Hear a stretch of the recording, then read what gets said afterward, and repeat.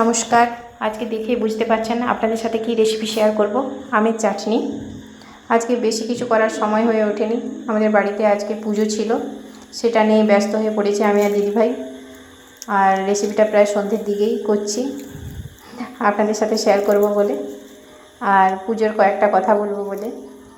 আমাদের বাড়ি থেকে আজকে পুজো দেওয়া হয়েছিল।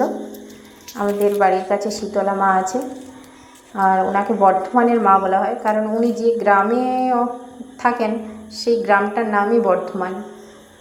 আর কয়েকটা বাড়ি মিলেই গ্রাম, কিন্তু ওই মায়ের অনেক মহিমা।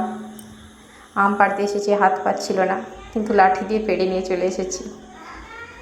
তারপর ওই মা অন্ধকারে থাকেন, লাইটে থাকেন না।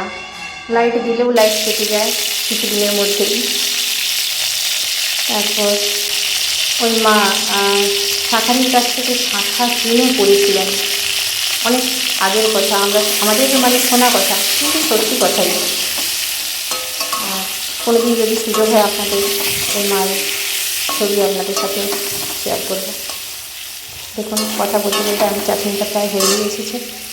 জল দিয়ে দিচ্ছি, 5 ফোড়ন, কালো সরষে আর কয়েকটা শুকনো লঙ্কা, কয়েকটা কাঁচা লঙ্কা আর সরষের তেল দিয়েই বানাচ্ছি।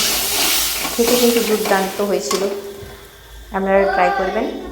আর আমটাকে আমি এইভাবে লম্বাভাবে কেটেছি।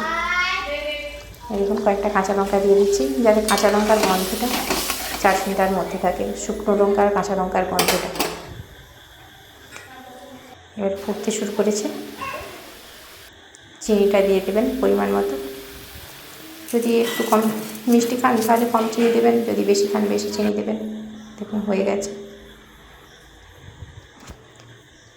যদি ভিডিওটা ভালো লেগে থাকে কমেন্ট করে জানাবেন। আর চেষ্টায় থাকবো আপনাদের সাথে ওই মায়ের সাথে আপনাদের সাক্ষাৎ করাবার জন্য। ধন্যবাদ।